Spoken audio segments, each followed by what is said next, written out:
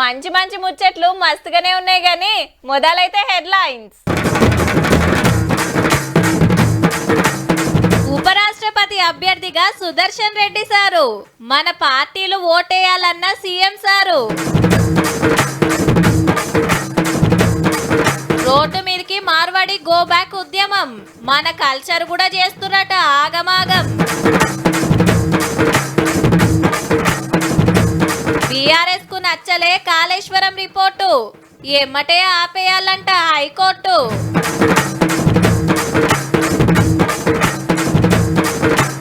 స్తంభాలకున్న cables cutting, ఇవి చేవట్కేనట current shock.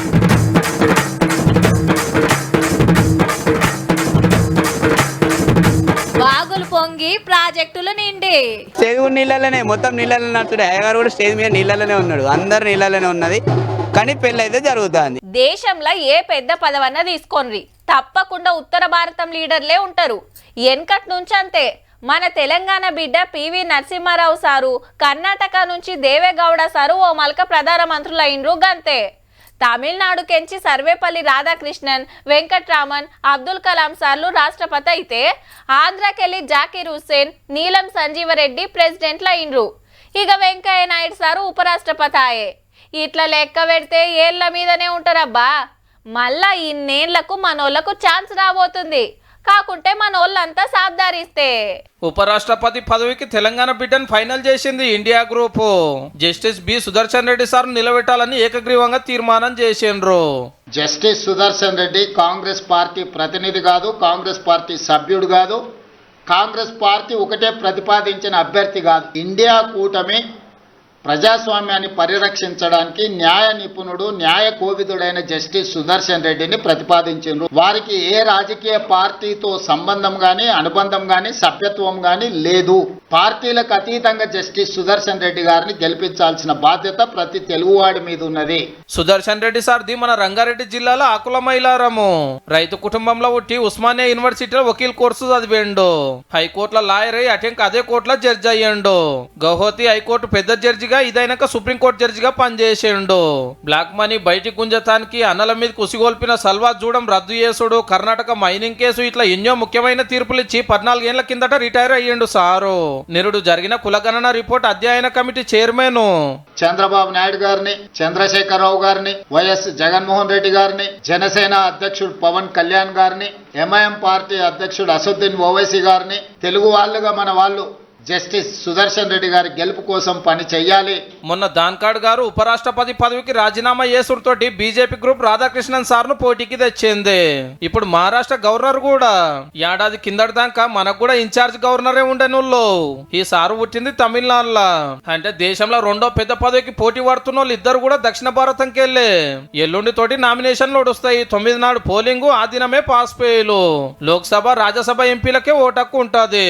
I would humbly request and appeal to all the parliamentarians, irrespective of the party affiliation.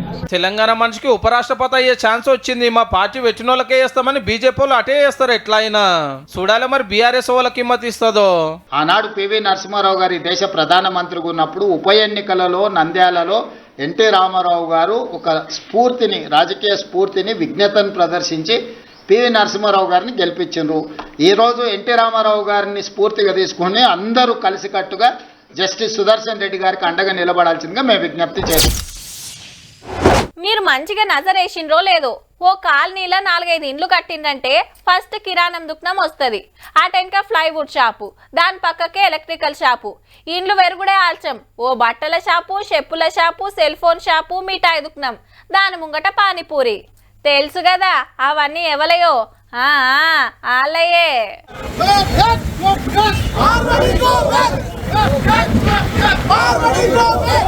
ఆరంకెళ్ళి social మీడియాలో, టీవీలో నడిచిన Marwadi go back ఉద్యమం ఇలా రోడ్ల మీదకి వచ్చింది. హైదరాబాద్ ఎల్బీ నగర్ లో 3 కిలోమీటర్లు ర్యాలీ తీసిండ్రు లోకల్ దుకాణాలు, సకల కులాల సంఘాలు. ఈ రోజు ఉన్నటువంటి సన్నకాలు విధ్వంసం ఉంది, నేతన్నలు విధ్వంసం ఉంది, ఫార్మా వాళ్ళ చేతుల్లో ఉంది, దాల్ మిల్ వాళ్ళే ఉంది, ఆయిల్ మిల్ వాళ్ళే ఉంది, శానిటరీ వాళ్ళే ఉంది, ప్లైవుడ్ వనకానే ఉంది, పెయింట్స్ అనగానే ఉన్నాయి, మార్బుల్స్ అనగానే అన్ని వ్యవస్థలు మొత్తం నీ కాడ కేంద్రీకృతమైంది. 2 నెంబర్ మాల అమ్ముతాండ్రు, అగ్వసగ్వ కంటగడతాండ్రు, లోకల్లోకి పని లేకుండా చేస్తుండ్రు అనేది మనోళ్ళ మాట. మార్వాడి సంబంధించిన టింబర్లు, హార్డ్వేర్లు మొత్తం అన్ని విషయాలు మొత్తం మీద వేలాది కోట్ల రూపాయలు సంపాదించుకొని వాళ్ళు దారాదత్తం చేసుకొని గుజరాత్ లో మార్వాడి ఆస్తులు ఉంటున్నారు. ఇవాళ ఈ హైదరాబాద్ మెయిన్ రోడ్ లో మొత్తం ఆస్తులను కొనేస్తున్నారు. వాస్తవానికి ఇవాళ మేము కూలీలుగా బతా ఉన్నాం. అట్లనే ప్రెస్ క్లబ్ లో మేధావులు, ప్రజా సంఘాలు మీటింగ్ పెట్టి తెలంగాణ వ్యాపారులకే హిమ్మతి ఇవ్వాలని ఆవాజ్ ఇచ్చిండ్రు. తెలంగాణ వ్యాపారస్తులు వాళ్ళతో పోటీ పడలేదు. ఇది నాకు గుజరాత్ మిత్రుడు చెప్పిండు, మేము వ్యాపారాన్ని యుద్ధంలాగా చేస్తాం, యుద్ధంలో గెలవడం కోసం ఎన్ని చిట్కాలు పాటించాలో అన్ని పాటిస్తామని చెప్తున్నారు. మాల్ మసాలాలే కాదు, బతుకమ్మ పండుగలకు దాండియా తెచ్చిండ్రు, మన పండుగలను పబ్బాలను కల్తీ చేస్తుండ్రు అని గరమైండ్రు మార్వాడీల మీద. వాళ్ళు ఇచ్చే నోట్లు కావాలన్నా మనోళ్ళ ఓట్లు కావాలన్నా తేల్చుకోరని డిమాండ్ చేసిండ్రు పార్టీలను. తెలంగాణకు సంబంధించిన రాజకీయ పార్టీలు కూడా వాళ్లకు వాళ్ళ ఫండ్ వస్తుంది కాబట్టి వాళ్ళకు వత్తాసులు పలుకుతున్నారు. ఇక శుక్రవారం నాడు తెలంగాణ బంద్ కు ఆవాజ్ ఇచ్చింది ఓయూజేఏసీ. మోండా మార్కెట్ లో దళితుడిని కొట్టిండ్రు, మనోళ్ళ దందాలను నాగం చేస్తుండ్రు. గత దినం అందరం బంద్ పార్టీయాలని కోరిండ్రు విద్యార్థి సంఘాల లీడర్లు. బతుకచ్చీను అని విను బడా సేటు అయితివిరా, బడా సేటు అయితివిరా, వ్యాపారంలోన నువ్వు జీరో దంద ఎత్తివిరా, జీరో దంద ఎత్తివిరా. శ్రీశైలం డ్యామ్ గేట్లు గన్నెత్తిండ్రు, నాగార్జున సాగర్ ప్రాజెక్టు గేట్లు గిన్నెత్తిండ్రు, జూరాల కాడ కృష్ణమ్మ దుంకులాడుతాంది, కడెం ప్రాజెక్టు కాడ గట్లుంది, స్వర్ణ ప్రాజెక్టు దగ్గర గిట్లుంది, మిడ్మానేర్లకు నీళ్ళు వచ్చినాయి అనే వార్తలు చూస్తున్నాం ఇప్పుడు. ఇవన్నీ కూడా వెనకట ఎన్నడో గట్టినాయి, ఇప్పటికిన బంద వస్తున్నాయి. కానీ మన కండ్ల ముంగట 1,00,000 కోట్లతో కట్టిన కాళేశ్వరం ప్రాజెక్టు గేట్లు ఎప్పుడు ఎత్తిపెట్టే ఉండబట్టే. వరద ఆపితే ప్రాజెక్టుకే డేంజర్ అట. మరి కాళేశ్వరం రిపోర్ట్ మీద కొత్త కథ షురూ చేసిండ్రు కారోళ్ళు. రిపోర్ట్ ఆపేయాలి, సర్కారుకు కావాల్సినట్టు తయారు చేసిండ్రని కేసీఆర్ సారు, హరీష్ రావు సారు హైకోర్టుకు పోయిండ్రు సీదా. ప్రాజెక్టు కట్టినప్పుడు ఒకరు సీఎం, ఒకరు ప్రాజెక్టుల మంత్రి. మరి ఇద్దరిని సుత పిలిచి ఎంక్వైరీ చేసినాకనే రిపోర్టు తయారైంది. 15 నెలలు 119 మందితో మాట్లాడి అందరికాంచి వివరాలు తీసుకొని commission chairman Ghosh sir report తయారు చేసి సర్కార్ వాళ్ళకి ఇస్తే క్యాబినెట్ ఓకే చేసింది. డిజైన్లు మార్చుడు, జాగాలు మార్చుడు అంతా పెద్దసారి చెప్తూనే చేసిండ్రని రిపోర్టులు ఉంది. ఖర్చు పెంచి ఆత్రమాత్రం కట్టించినందుకే గింత పని అయిందట. ఇక రిపోర్ట్ ను అసెంబ్లీ మీటింగ్ లో పెట్టి అన్ని పార్టీలు చర్చలు చేసినాక ఎట్లా ముంగడి పోవాలనో డిసైడ్ చేద్దామని గవర్నమెంట్ అనుకుంటే మనోళ్ళు ఇంతనే కోర్టుకు పోయిండ్రు రిపోర్ట్ ఆపాలని. కానీ మేడిగడ్డ పిల్లర్లు దసికింది, అన్నారంలో బుంగలు పడ్డాయి, సుందిల్ల డేంజర్లు ఉన్నదైతే కండ్ల ముంగట అవుపడుతుంది. ఇప్పుడు కాళేశ్వరం తోటి సంబంధం లేకుంటే వెనకట ఎన్నడో కట్టిన ఎస్ఆర్ఎస్పీ ఎల్లంపల్లి ప్రాజెక్టుల నుంచి కిందికి నీళ్లు వస్తున్నాయి. మరి ఆ కోర్టులు ఏమవుతుందో చూడాలి.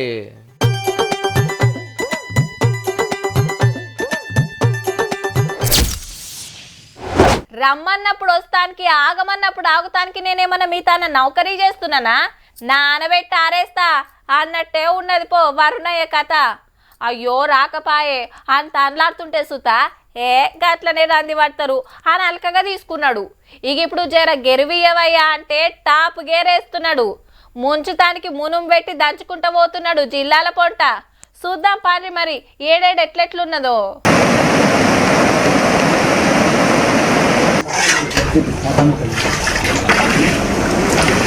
ములుగు జిల్లాల దంచుతుండే వరకు వాగులన్నీ పొంగిపోర్లుడు, ఇండ్లకు జొర్రుడు, అక్కలు నీళ్ళెత్తి పోసుడు, అన్నలు బురద ఊడ్సేసుడు. కలువుపల్లిలా 4 వాగుల చిక్కబడితే కాపాడిండ్రు, బడులకు సెలవిచ్చిండ్రు. పంటలన్నీ తెరలైతుండే వరకు రైతులది ఒగగోస కాదు. ఇప్పటికి 3 సార్లు వరదలు వచ్చినాయి, 3 సార్లు మేటలు పోసి పొలాలు నాట్లు కొట్టకపోవడం జరిగింది, మళ్ళీ నాట్లు పెట్టడం జరిగింది. ఆదిలాబాద్, నిజామాబాద్, సంగారెడ్డిల సుత మునిగినాయి పంటలు. కాళేశ్వరం కాడ గోదావరి, ప్రాణహిత, బాసరల గోదారమ్మ గీతీర్ల ఉరుకులాడుతుంటే పెన్గంగా గిట్ల రువ్వడి చూపిస్తుంది. నిజాం సాగర్ నిండుకుండైంది, కౌలాస్నాల కలకలలాడుతుంది. శ్రీరామ్ సాగర్ కు వరద నూక్కొస్తనే ఉన్నది. మంత్రి జూపల్లి సార్ పోయి పరిశీతరుచుకున్నాడు. కడెం ప్రాజెక్టు నిండింది, సదర్మ టానకట్ట అలుగు దుంకుతుంది. ఇక కృష్ణమ్మ శ్రీశైలం ప్రాజెక్టు కాడ ఇట్లా, సాగర్ కాడ ఇట్లా దుంకులాడుతుంది. పబ్లిక్ అంతా పైలంగా ఉండాలని చెప్తున్నారు ఆఫీసర్లు. ఫార్మర్స్ కూడా జాగ్రత్తగా పని చేయాలి, ఫిషర్మెన్ కూడా చెరువు దగ్గర ఇప్పుడు అవాయిడ్ చేయాలి. ఎల్లంపల్లి ప్రాజెక్టు 35 గేట్లెత్తి నీళ్లు కిందికిడుస్తున్నారు. బొగ్గు బాయిల్లా బొగ్గు దొవ్వుడు ఆపిండ్రు. మంచిర్యాల జిల్లాల గిల్లు చెరువుల లగ్గం చేసుకున్నట్టే ఉన్నది పోర్రి. చెరువు నీళ్ళలోనే మొత్తం నీళ్ళలో నడుచుడు. అయ్యగారు కూడా స్టేజ్ మీద నీళ్ళలోనే ఉన్నాడు, అందరు నీళ్ళలోనే ఉన్నది. కానీ పెళ్ళి అయితే జరుగుతుంది. నాగర్ కర్నూలు జిల్లా నల్లవాగు వంగుతే స్టూడెంట్లను పుట్టిళ్ళ దాటిచ్చిండ్రు. కేసార సముద్రం చెరువు అలుగువారుతుంటే ఒక కొట్టుకోబోతుంటే లోకలోళ్ళు కాపాడిండ్రు. వికారాబాద్ జిల్లా బోమ్రాస్పేట పెద్ద చెరువు మత్తడి పోస్తుండుతోటి చేపల కోసం తలుగుడు తలిగిండ్రు అన్నలు. సంగారెడ్డి జిల్లా సింగూరు ఎడమ కాలువ దగ్గర వరకు పంటలన్నీ మునిగినాయి. ఏడుపాయల దుర్గమ్మ కాడ మంజీర దుంకుడు ఆగుతనే లేదు.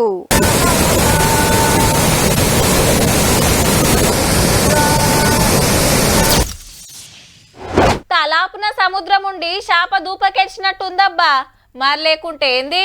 యూరియా తయారయ్యేది మన తెలంగాణలా, కానీ మన రైతులకే దొరకది. రామగుండం ఎరువుల కంపెనీలు తయారు చేస్తున్న యూరియా అంతా ఎటు పోతున్నట్టు, ఏమైతున్నట్టు? అదేమో సెంటర్ వాళ్ళు హ్యాండ్ ఓవర్లు ఉండే, గందుకే గీ జంగు. అగో ఆడల చెత్తిర్లు పట్టుకొని రైతులెట్ల లైన్లు కట్టిండ్రో. యూరియా కోసం గింత తిప్పలుంది కాబట్టే మాకు సరిపోను పంపాలని మల్లోపారి సెంటరోళ్లకు ఉత్తరం రాసిండు సీఎం రేవంత్ రెడ్డి సారు. 8,30,000 టన్నులు పంపేదుంటే 5,32,000 టన్నుల లోడే వచ్చింది. మరి ఇక పార్లమెంటు బయట లోపట ఇయాలగిన లడాయి చేసిండ్రు మన కాంగ్రెస్ ఎంపీలు. ఎంపీ ప్రియాంక గాంధీ మేడం వచ్చి ఇమ్మతి ఇచ్చింది. యూరియా తగ్గింది, తెలంగాణ రైతులకు తిప్పల పెరిగిందని సభల గట్టిగానే లొల్లి చేసిండు పెద్దపల్లి ఎంపీ వంశీసారు. మాకు ఏదైతే అలాట్మెంట్ ఇచ్చిండ్రో దాన్ని డైవర్ట్ చేసి బీజేపీ రాష్ట్రాలకు తీసుకుపోవడం ఎంత న్యాయము? తెలంగాణ ప్రజలకు, తెలంగాణ రైతాంగానికి ఎందుకు ఈ అన్యాయం చేస్తున్నారు అని, కుట్రలు ఎందుకు చేస్తున్నారని చెప్పి ఇయ్యాల్సినంత మనకి ఇయ్యకుండా బీజేపీ ఏలుబడులున్న రాష్ట్రాలకు పంపుతుర్రట ముద్దుగా. అరకొర వాటా ఇస్తూ తెలంగాణ రాష్ట్ర ప్రభుత్వాన్ని బద్నాం చేసే ప్రయత్నం కేంద్ర ప్రభుత్వం చేస్తూ ఉంది. తెలంగాణ రైతులు నెల రోజుల కాంచి గింత గోస పడుతుంటే దేశాన్ని ఏలేటోళ్లకు గింత నెనర్ లేకుండొచ్చునా?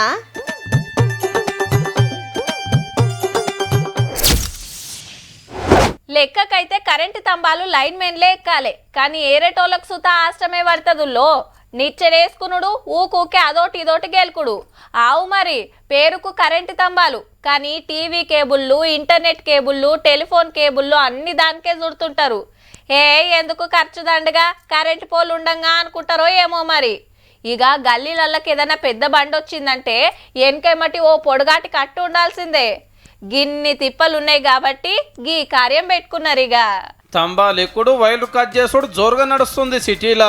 కొన్ని ఇంటర్నెట్ కేబుల్స్, కొన్ని టీవీ ఛానళ్ల కేబుల్స్ ఏ విడిచి పెడతలేరు. కటింగ్ ప్లేయర్ వట్టుడే, కటింగ్ చేసుడే. పర్మిషన్ గిర్మిషన్ లేకుండానే పెట్టిండ్రు. సర్కారోళ్ళు వాచిన కరెంటు తంబాలకు ప్రైవేటోళ్ళు వైర్లు చుట్టి వాడుకుంటున్నారు ముద్దుగా. ఎప్పటికంచెలో ఇదే కథ. మొన్న రాత్రి రమంతపురంలో కృష్ణుని రథానికి కరెంట్ తీగలు దాకి 6 ప్రాణాలు పోతానికి ఇవే కారణమట. మరి ఇదంతా కారణం ఏంటంటే ఈ కోళ్ళకున్న ఇంటర్నెట్ వైర్లు ఏదైతుందో కుప్పలు ఉన్నాయి, కానీ ఇప్పటివరకు ఇంత జరిగింది. ఇంత ఇన్సిడెంట్ 5 ప్రాణాలు పోయినాయి. మళ్ళొక ఘోరం జరగద్దానికి ఈ కార్యం పెట్టుకున్నది సర్కారు.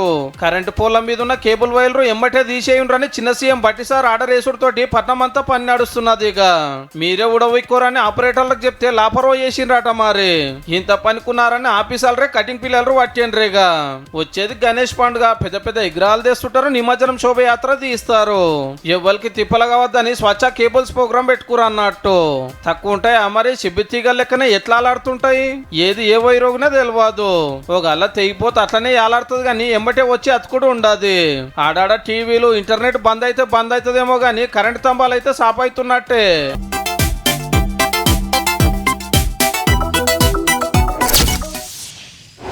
ఏ గడ్డ మీద 10 ఫీట్ల గణపతిని తెస్తున్నారట.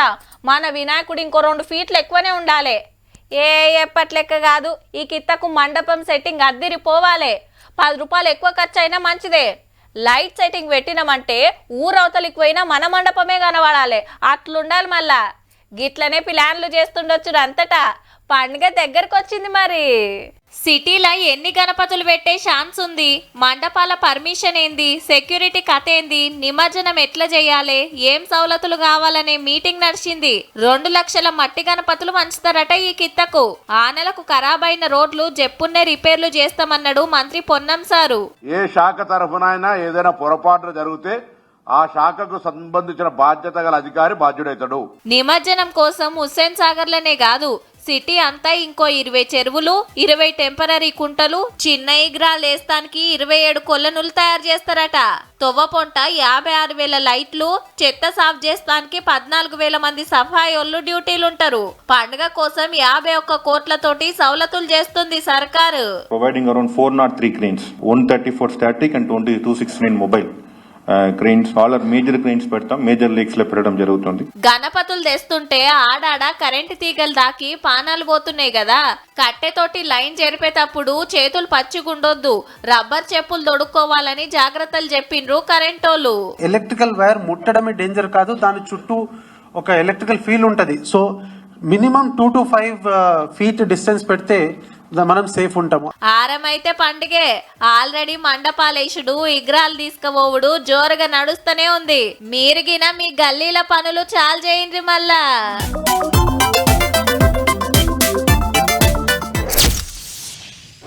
ఓ 10-20 ఏండ్లు వెనక కోన్రి.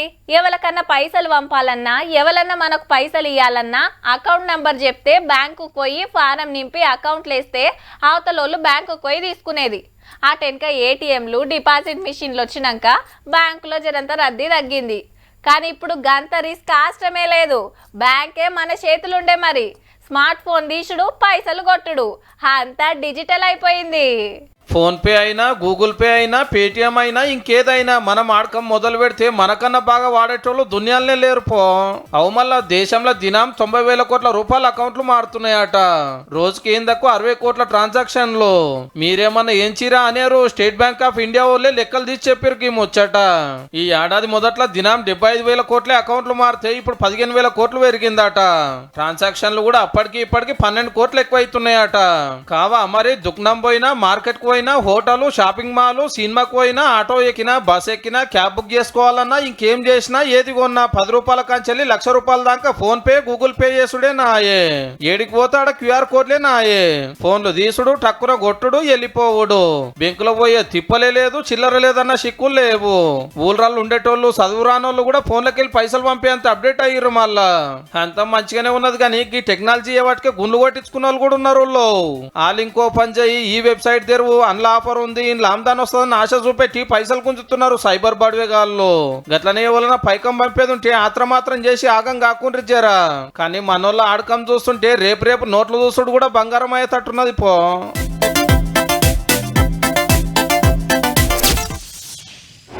మన తానజేరంత నయమే గాని మీది బాజుకైతే ఆగమాగం ఉందబ్బా.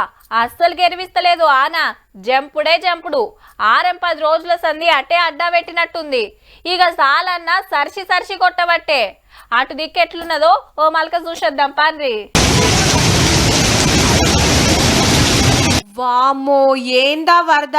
నడుములోతు నీళ్లు చేరితే నడుసుడే కష్టం ఉంది. బొంబాయిలా ఆనలు జంపుతుంటే గిది పరిస్థితి. బండ్లు నడుపుడు కాదు, దిగి నూక్కపోవాల్సిందే. అండర్ పాస్ల కింద బగ్గ వరదొస్తే అండ్లనే మునిగినాయి. గీ కార్లా 2 చిక్కబడితే తిప్పల పడి బయటికి గుంజుకొచ్చిండ్రు. బీచ్ కాడ చూడుర్రి, అంతెత్తొచ్చి పడుతున్నాయి అలలు. గాలి మోటార్ డిపోలకు సుతా నీళ్ళొస్తే విమానాలు బంద్ పెట్టిండ్రు. రైల్ స్టేషన్ల కాడ చెరువుల పట్టాలు వరిసినట్టే ఉన్నది. ఆల్చంగా నడుస్తున్నాయి రైళ్లు. మహారాష్ట్ర అంతటా ఊర్లలో ఆగమాగముంది. ఇండ్లు మునిగి సామాన్లు కొట్టుకోబోయి ఏరే జాగలకు వెళ్ళిపోతున్నారు. 2 రోజులనే వరదలకు 7 జీవిడిచిండ్రట. పరిస్థితి మంచిగా లేదని స్కూల్ బంద్ పెట్టిండ్రు. ఇటు ఢిల్లీలో సుతా జంపుతుంటే యమునా నది గిట్ల వంగుతుంది. ఒడ్డు పొంటు ఉండేటోళ్లను ఇంకో జాగలకు పంపిండ్రు. కడమ రాష్ట్రాల సుతా గట్టిగానే పడుతున్నాయి. ఎప్పుడు గెరివిస్తాయో గాని ఆనలతోటి ఉత్తరం రాష్ట్రాలైతే వణుకుతున్నాయి అబ్బా.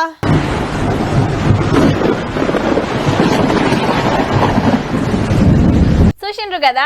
ఇక ఇయాల్టి తీన్మార్ వార్తలు ఉంటాం. మళ్ళా నమస్తే.